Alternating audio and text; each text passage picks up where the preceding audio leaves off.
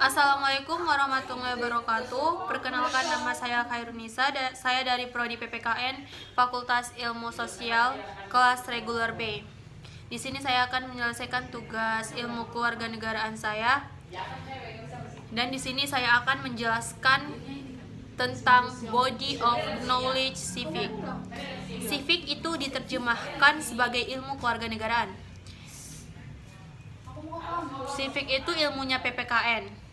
PPKN itu sendiri adalah bidang atau program pendidikan. Setiap pendidikan itu ada ilmunya. Civic bagi suatu ilmu memiliki orientasi atau tujuan. Tujuannya adalah proses ke arah pembentukan kualitas karakter warga negara yang baik dan cerdas, serta dapat diandalkan.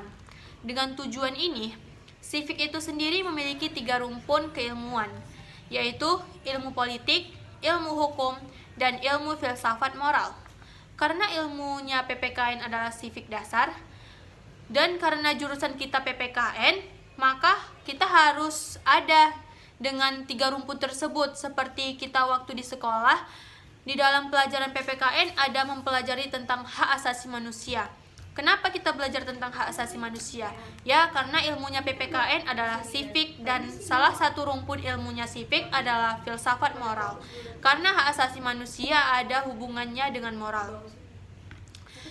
Tentu dari kita ada program PPKN, karena PPKN sebagai program pendidikan ilmunya adalah civics dan civic adalah ilmunya PPKN, maka PPKN baik di sekolah SD, SMP, SMA maupun di perguruan tinggi harus mengikuti kerangka keilmuan civic tersebut.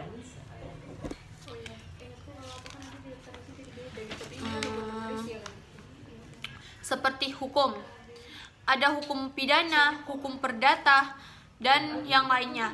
Dan di ilmu politik ada kewarganegaraan, ilmu negara, dan lainnya. Dengan ketiga rumpun tersebut, maka rumpun keilmuan politik ini terfokus pada perihal demokrasi. Maka seluruh mata kuliah yang tergolong ke dalam ilmu politik itu harus terfokus pada muatan atau tentang substansi atau tentang demokrasi.